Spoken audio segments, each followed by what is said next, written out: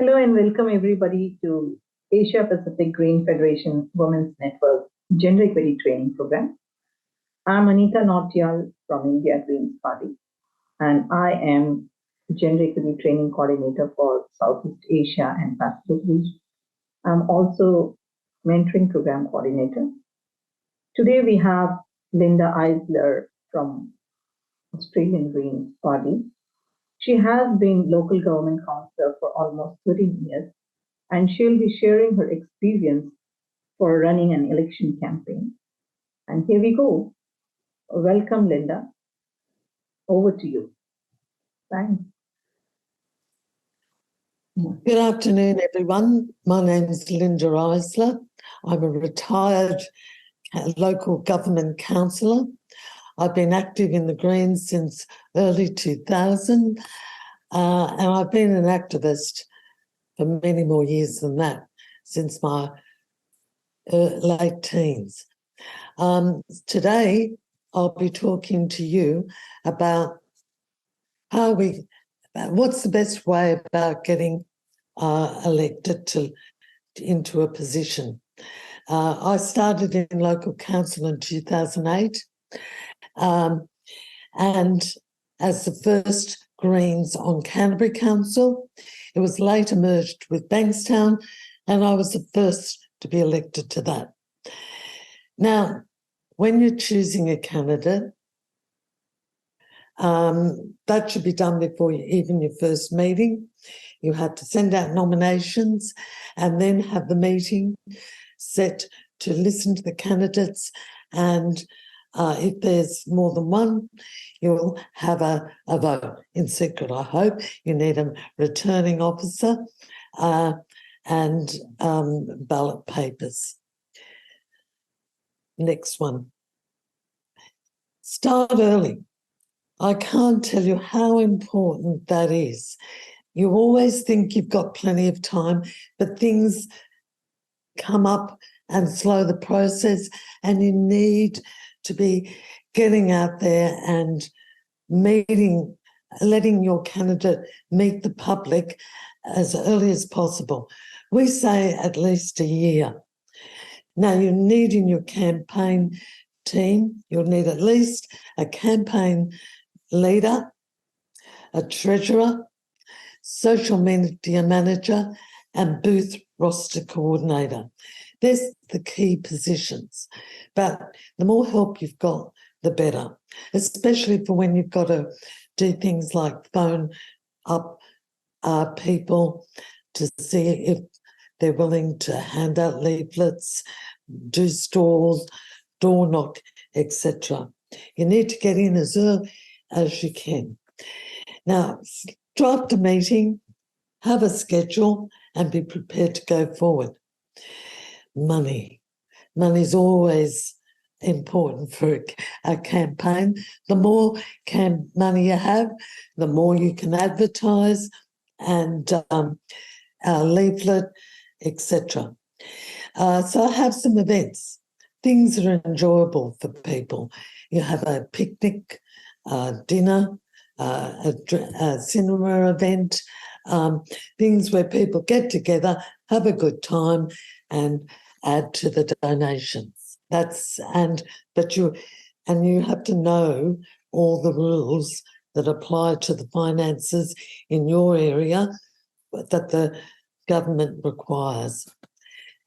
Forums.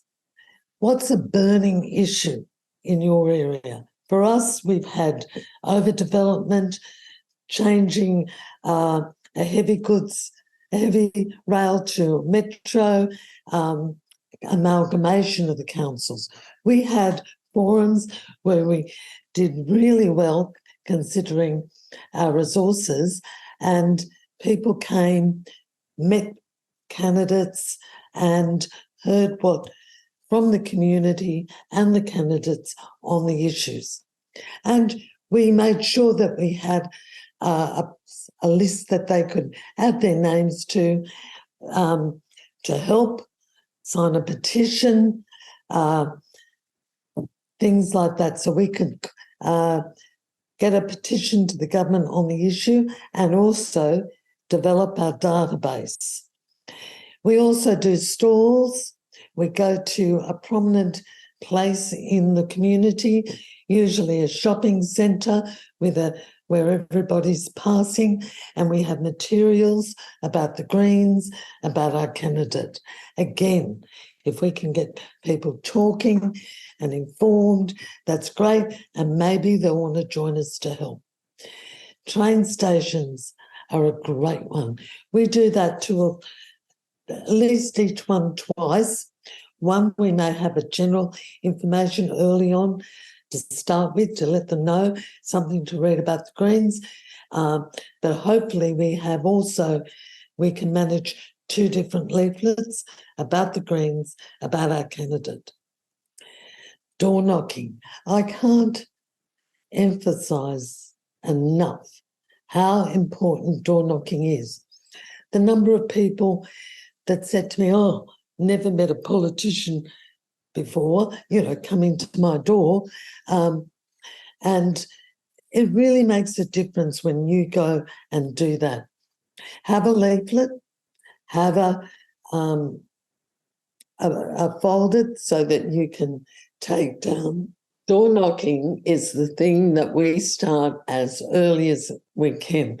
It's one of the reasons to start at least a year ahead. And the reason is it takes a long time to get through an electorate, whether it's local government or federal. It's not possible to get through the whole thing usually. So we develop a map, a heat map. You start where you've got the most support. You can forget areas that aren't supportive of you, they go last. So we start with the most important areas and then the rest. So as soon as you've got a leaflet, we use a DL leaflet to hand to the person. If there's nobody home, which often happens, the candidate has written on some of the leaflets, sorry, I missed you, Jackie, Robert, whoever. So puts it under the door if possible, otherwise in the letterbox, so that they know that the candidate has been there visiting. Really important. You don't just talk about what you've got to say. You ask them, what's important to you? What are 3 things that are important to you in this upcoming election? Global warming, childcare, etc. And you make a note. You can have a tick box thing for main topics, and then for other, you might get them again. They might be willing to help hand out leaflets, door knock, help on election day. So if you do, you make sure you get their name and number, email, so that you can get back to them in the future to help. If you can get people coming with you, they can be going along the street and knocking on doors too, doing the same type of thing. And if somebody wants to talk to the candidate, you just say, the candidate's in the street, if you've got anything, if you'd like to speak to them. And then the candidate can go and follow up in those places. It was so successful. They had a great result because they had a big campaign, door-knocking campaign, and found it really made results. Engaging with members and volunteering, we need to get people supporting us in the campaign. So these are the things that I've mentioned are ways of doing it. Get out into the community. There's this photo here was International Women's Day, and I was asked to go along, and I met some lovely women from Pakistan, and was able to talk to them about their issue and speak to the community about their issue. that type of opportunity is a goldmine. But there's also the Christmas picnic, the Ramadan event that's happening in the community. Whatever it is, go along, say hello, introduce yourself, and if you can get into a group photo, that's fantastic. Find out what's in your area. We have a mud clubs who do cleanups. We have a Cooks River Valley Association. We have a Wallow Creek Association.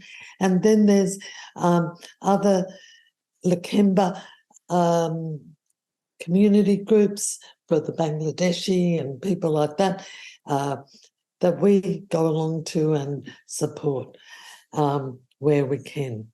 Word of mouth, everybody on the team, every Green encourage them to talk about the candidate and engage in their neighbours and friends in the area to let them know what your candidate, what the Greens are about.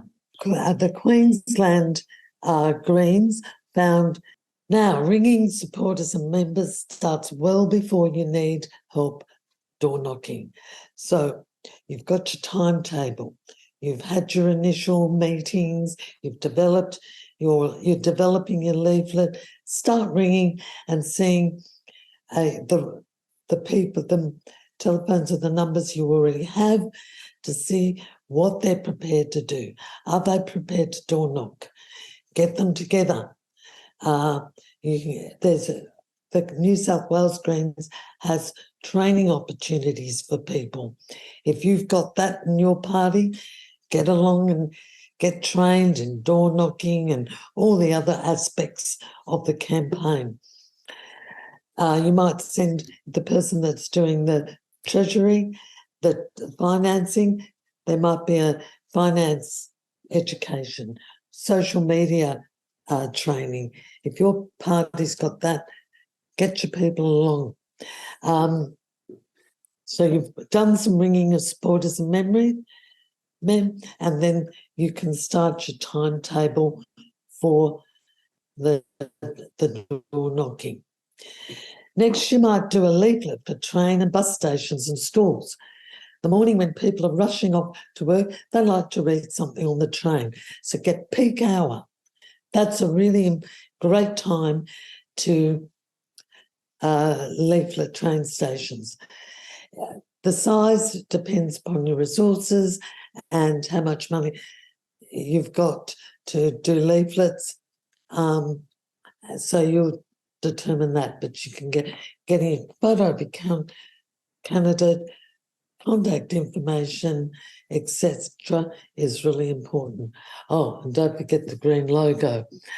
You might have a number of different leaflets depending upon when you start, and again, of course, your finance. And if you can get stuck on things onto social media, do.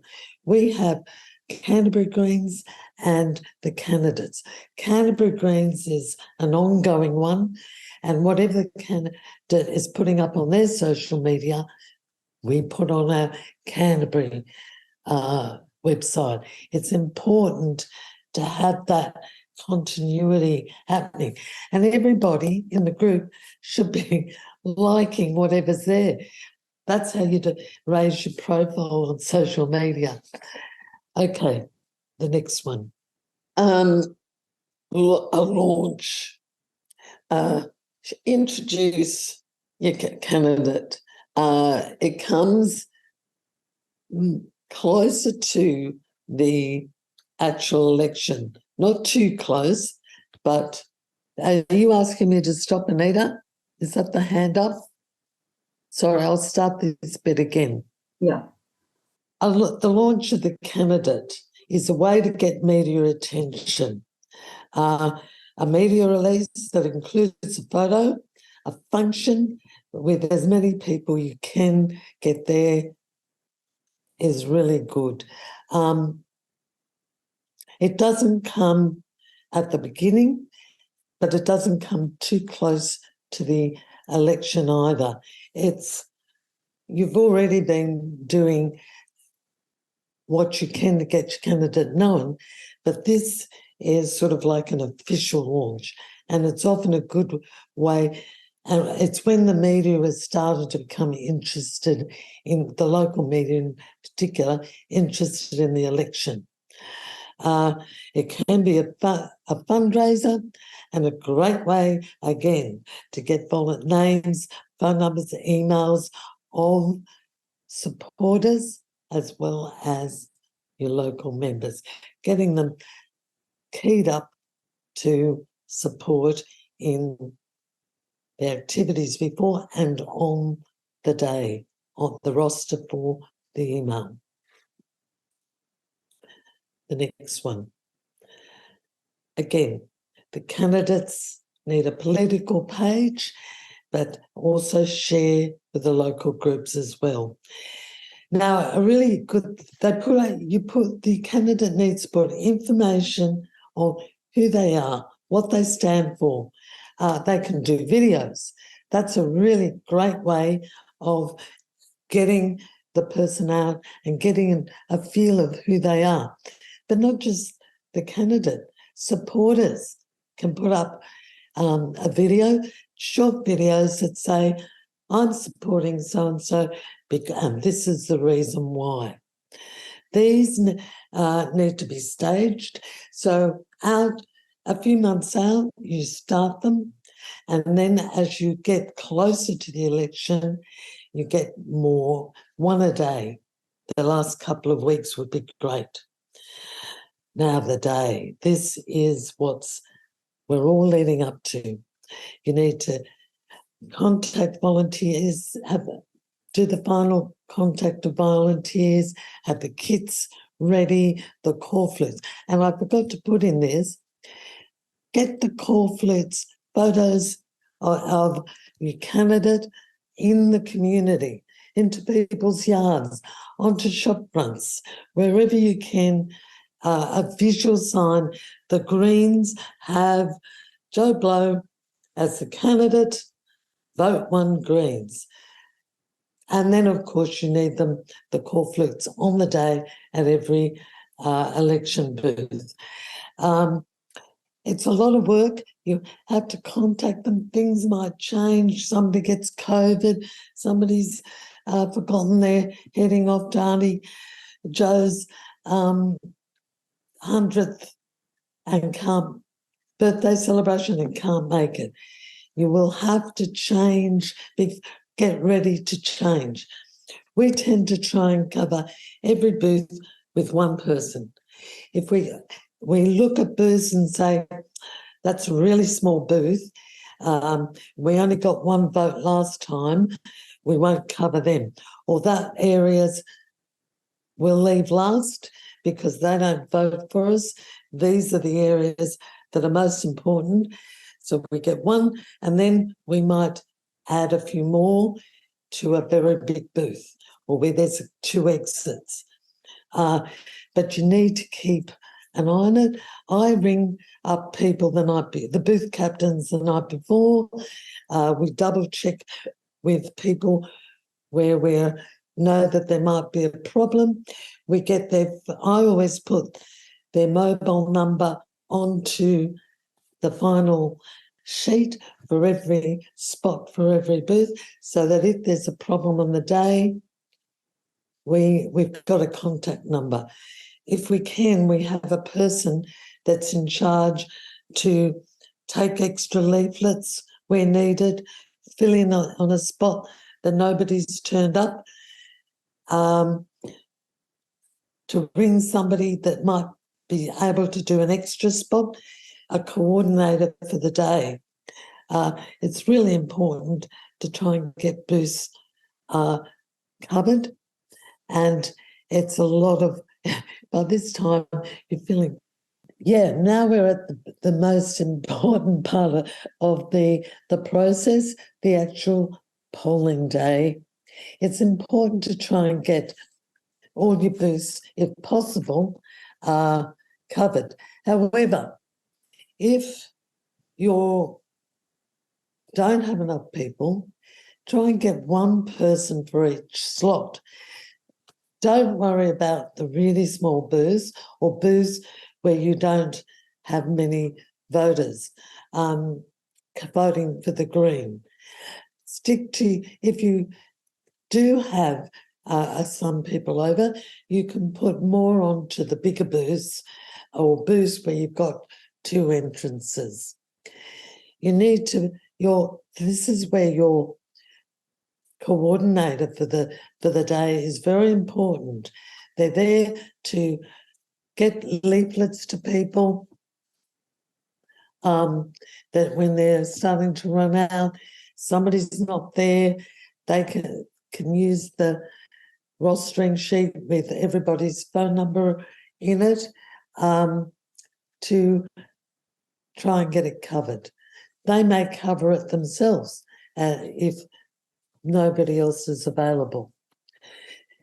The end of the day, they need information on where they take the materials at the end of the day.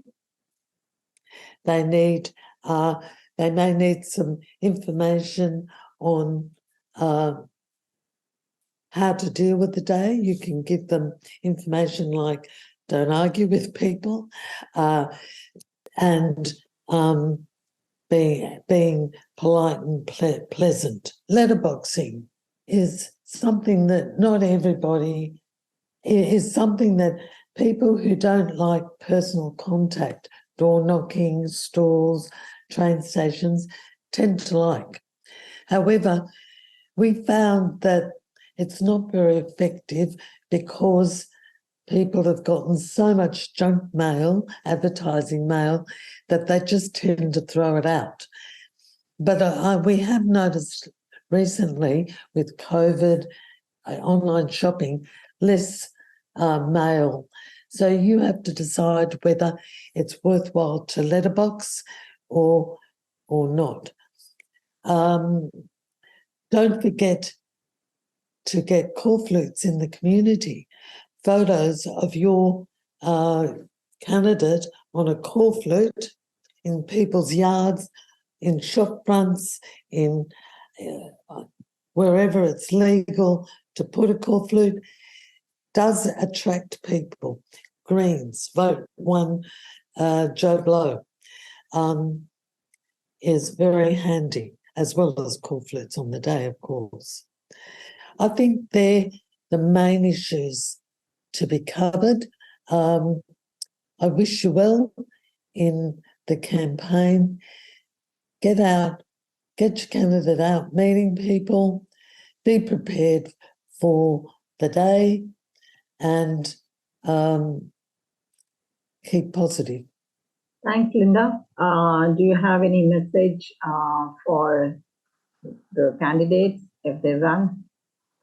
Sorry, what did you say? Do you have any message, like any message, some exciting message for the candidates who plan to run in future? It's fun. Enjoy it. It is stressful too, of course. It's always afterwards that I get tense when I'm waiting for to see how the numbers flow, but I enjoy it. I enjoy talking to the people on polling day on the booth who were for the other parties. It's quite enjoyable, and I love meeting people. So, and it's really important to get to whatever community event is. Door knock as many doors as you can. Be positive at train stations. Keep a smile, and give information to the people helping you on what they are to do, and visit as many people as you can on the day too, giving them support. And don't get discouraged. I didn't get elected to local council the first time. It was the second time. And because I worked hard as a councillor, I kept getting re-elected.